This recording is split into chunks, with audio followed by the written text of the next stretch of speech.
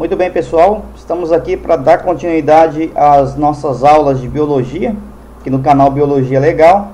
Nessa videoaula de hoje estaremos abordando aí o tema características gerais dos seres vivos, que geralmente é abordado aí nos primeiros capítulos dos livros dos primeiros anos do ensino médio, né? No caso da escola onde eu leciono, né, o título do capítulo 1 aí do primeiro ano do ensino médio é o fenômeno da vida, onde a gente vai ver as características gerais de seres vivos. Antes de começar a aula propriamente dita, eu só gostaria de lembrá-los aí, quem ainda não se inscreveu no nosso canal, de se inscrever e também de compartilhar com seus amigos nas redes sociais, né, as nossas aulas, que vai ajudar muito o nosso trabalho. Você pode deixar também aí nos comentários, né, a sugestão de novas aulas, novos temas. Assim que possível estaremos fazendo essas aulas. Então vamos lá, vamos começar a aula. A priori vamos falar do termo biologia, né? O que significa a palavra biologia? A palavra biologia vem aí do grego, onde bios significa vida e logos significa estudo. Então logo biologia nada mais é do que o estudo da vida. Então nós vamos estudar, na verdade, os seres vivos dentro da biologia. Então a biologia é uma ciência natural que estuda a origem e as características aí dos seres vivos e as suas interações com o ambiente.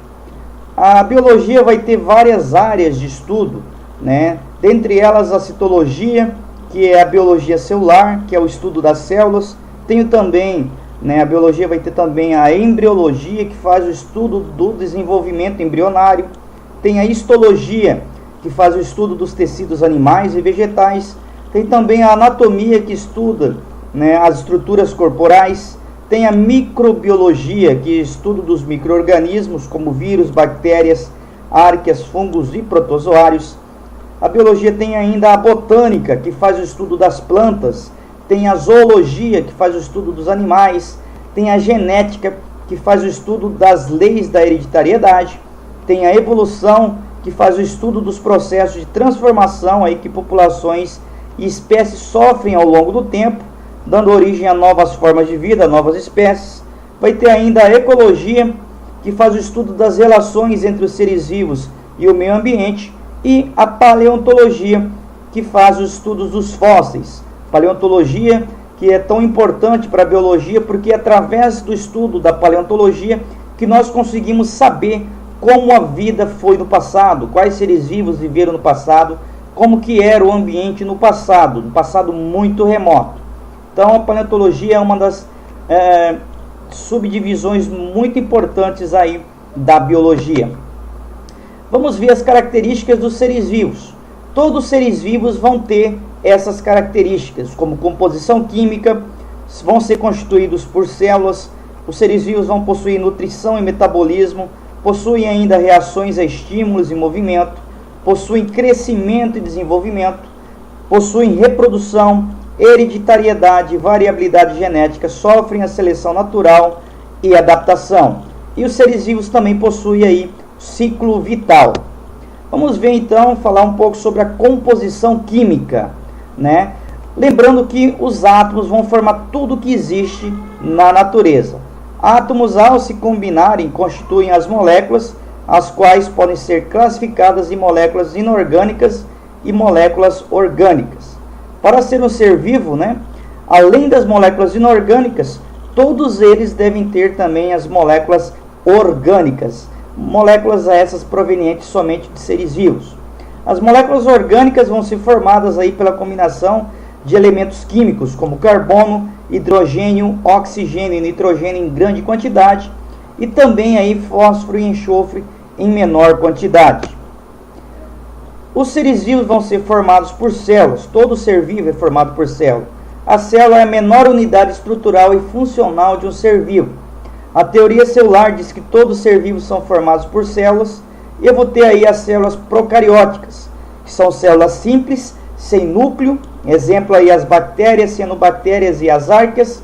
E eu tenho aí as células eucarióticas, que são células que possuem núcleo, né? Todos os demais seres vivos vão possuir células eucarióticas. Eu tenho organismos unicelulares, organismos formados por uma única célula, e organismos multicelulares, organismos formados por muitas células. Com relação à nutrição e ao metabolismo, né, a nutrição e o metabolismo é um processo aí de alimentação e nutrição que fornece a energia para a manutenção do organismo, além de fornecer matéria-prima para a construção de novas moléculas essenciais para a sobrevivência. Eu vou ter aí os organismos autótrofos, que são organismos que produzem o seu próprio alimento, como por exemplo as algas, as plantas que fazem a fotossíntese. Né? Nesse processo de fotossíntese, esses organismos vão usar a energia luminosa e vão usar também o gás carbônico, a água e sais minerais para formar os açúcares que vai servir de alimento para esses seres vivos. E eu vou ter aí os organismos heterótrofos, são organismos que necessitam se alimentar de outros seres vivos, né? Como as bactérias, os protozoários, os fungos e os animais, né? Que necessitam se alimentar de outros seres vivos. O metabolismo corresponde a toda a transformação química, a todas as reações químicas que ocorrem no interior da célula. O metabolismo é dividido em anabolismo, que é o processo de produção de novas substâncias, onde eu agrego, onde eu junto substâncias simples formando substâncias maiores, mais complexas.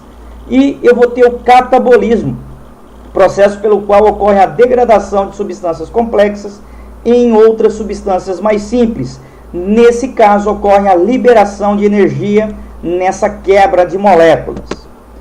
As reações a estímulos e o movimento, animais, plantas e micro-organismos vão ser capazes aí de perceber as condições ambientais e de reagir aos mais diversos estímulos externos e internos ao corpo. Entretanto, alguns organismos, mesmo percebendo as alterações ao seu redor, não conseguem se desenvolver movimento e, nesse caso, vão depender aí de agentes externos, como o ar, a água e outros seres vivos, para que possam se deslocarem, se movimentarem.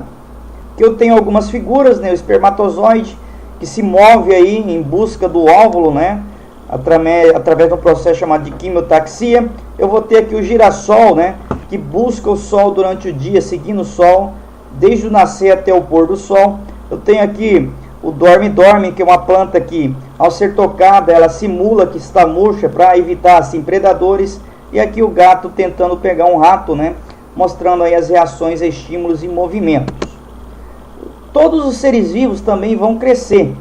O crescimento vai ocorrer, né, pela produção organizada de substâncias através do metabolismo celular.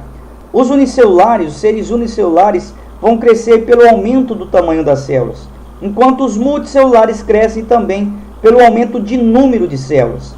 O desenvolvimento está relacionado aí com a capacidade de desenvolver determinadas funções, como o desenvolvimento de habilidades.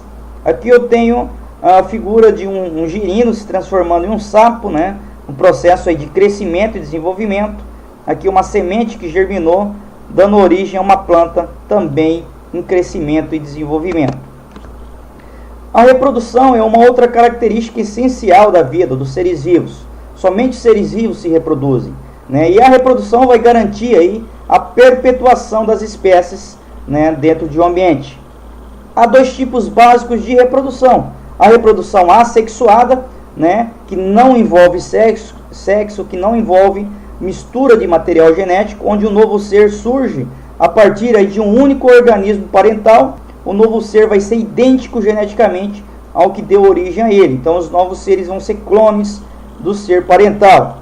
E na reprodução sexuada, o novo ser surge a partir da união de células sexuais, chamadas de gametas, produzidos aí por um ou dois organismos distintos, né? Quando hermafroditas vão produzir os dois.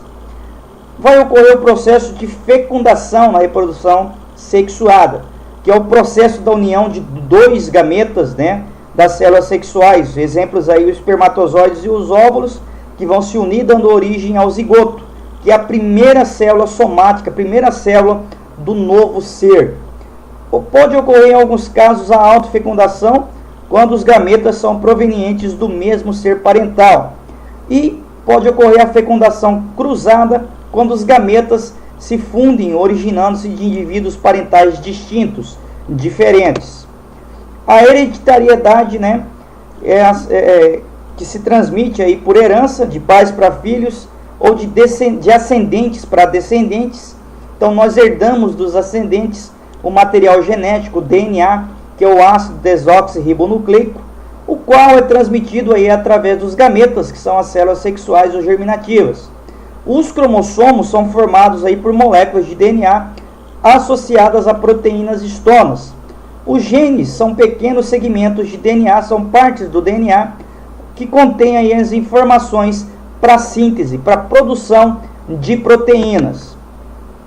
A variabilidade genética, né, e a seleção natural e adaptação. Graças aí à variabilidade genética, os indivíduos de uma população têm diferentes chances de sobreviver e deixar descendentes, configurando o que chamamos de seleção natural ou adaptação. A seleção natural é baseada na teoria evolucionista, né, segundo a qual os seres vivos modificam-se ao longo do tempo a fim de adaptarem-se aos ambientes em que vivem. O ciclo vital também todos os organismos aí nascem, surgem, né, em um determinado momento e morrem em outro. Tá? Então todo ser vivo vai ter uma finitude, todo ser vivo tem um ciclo vital, o nascimento, o desenvolvimento, né, o envelhecimento e a morte, e também a reprodução durante esse processo. Os níveis de organização dos seres vivos, né, vamos falar. Então os átomos se reúnem formando moléculas, várias moléculas aí se reúnem formando células, várias células se reúnem formando tecidos, vários tipos de tecidos diferentes se reúnem formando órgãos, vários órgãos reunidos formam sistemas, e o conjunto de sistemas, como por exemplo sistema excretor, respiratório, circulatório e reprodutor, acaba por caracterizar e se organizar aí, formar o organismo. Vários organismos formam uma população, e o conjunto de várias populações distintas caracteriza uma comunidade.